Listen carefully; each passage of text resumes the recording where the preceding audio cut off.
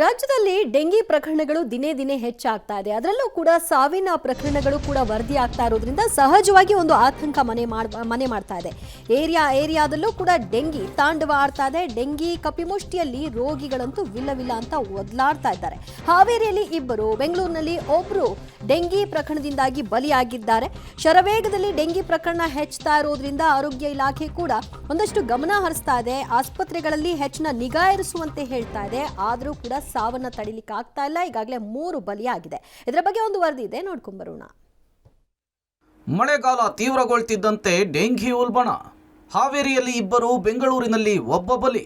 ರಾಜ್ಯದಲ್ಲಿ ಮುಂಗಾರು ಚುರುಕು ಪಡೆದುಕೊಂಡಿದೆ. ಮಳೆಗಾಲ ಹೆಚ್ಚಾದಂತೆ ಡೆಂಗ್ಯೂ ಪ್ರಕರಣಗಳು ದಿನೇ ದಿನೇ ಹೆಚ್ಚಳವಾಗ್ತಿದೆ. ಮತ್ತೊಂದು ಕಡೆ ಡೆಂಗಿಯಿಂದ ಸಂಭವಿಸ್ತಾ ಇರುವ ಸಾವು ಕೂಡ ಆತಂಕ ಸೃಷ್ಟಿಸುತ್ತಿದೆ. ರಾಜಧಾನಿ ಬೆಂಗಳೂರು ಸೇರಿದಂತೆ ಕರ್ನಾಟಕದ ವಿವಿಧ ಜಿಲ್ಲೆಗಳಲ್ಲಿ ಡೆಂಗಿ ಹಾವಳಿ ಮಿತಿ ಮೀರಿದೆ. ಬೆಂಗಳೂರಿನಲ್ಲಿ ಡೆಂಗ್ಯೂ ಪ್ರಕರಣಗಳು ತಾಂಡವವಾಡ್ತಿದೆ. ಬೆಂಗಳೂರಿನ ಕಗ್ಗದಾಸಪುರದ 27 ವರ್ಷದ ಯುವಕ ಡೆಂಗಿ ಸೋಂಕಿನಿಂದಲೇ ಸಾವು ಅಂತೇಳಿ ಬಿಬಿಎಂಪಿ ಖಚಿತಪಡಿಸಿದೆ. ಬಿಬಿಎಂಪಿಯ ಹೆಲ್ತ್ ಆಡಿಟ್ ಡೆಂಗಿ ಸೋಂಕಿನ ಸಾವನ್ನ ಕನ್ಫರ್ಮ್ ಮಾಡಿದೆ. ಕಳೆದ ಶುಕ್ರವಾರ 2 ಡೆಂಗಿ ಶಂಕಿತ ಸಾವು ಪ್ರಕರಣಗಳು ಪತ್ತೆಯಾಗಿದ್ವು. ಅದರಲ್ಲಿ ಕಗ್ಗದಾಸಪುರದ ಯುವಕನ ಸಾವಿಗೆ ಡೆಂಗ್ಯೂ ಕಾರಣ ಅಂತೇಳಿ ತಿಳಿದು ಬಂದಿದೆ. ಮತ್ತೊಂದು 80ರ ವೃದ್ಧೆಯ ಸಾವಿಗೆ ಡೆಂಗ್ಯೂ ಕಾರಣವಲ್ಲ, ಕ್ಯಾನ್ಸರ್ ಕಾರಣ ಅಂತ ಬಿಬಿಎಂಪಿ ಹೆಲ್ತ್ ಆಡಿಟ್ ವರದಿ ಸರ್ಕಾರಕ್ಕೆ ಸಲ್ಲಿಕೆಯಾಗಿದೆ. ಡೆಂಗಿ ಕೇಸ್ ಹೆಚ್ಚಳ, ಬಿಬಿಎಂಪಿ ಅಲರ್ಟ್.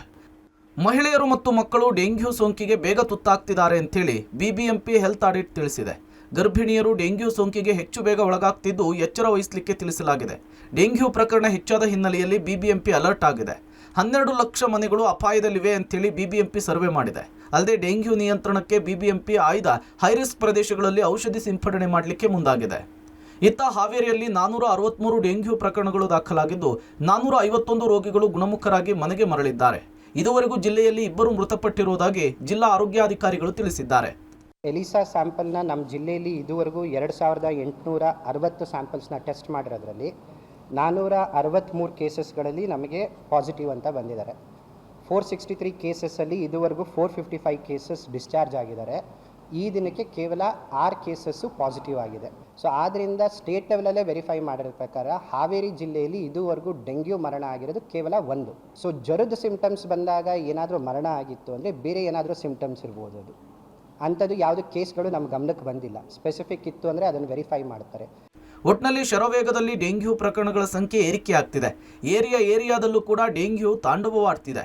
ಡೆಂಗ್ಯೂ ಕಪಿಮುಷ್ಟಿಯಲ್ಲಿ ರೋಗಿಗಳು ವಿಲ ಅಂತೇಳಿ ಒದ್ದಾಡ್ತಿದ್ದಾರೆ. ಆದಷ್ಟು ಬೇಗ ಡೆಂಗ್ಯೂ ಓಟಕ್ಕೆ ಲಗಾಮ್ ಹಾಕಬೇಕಿದೆ. News desk, Public TV.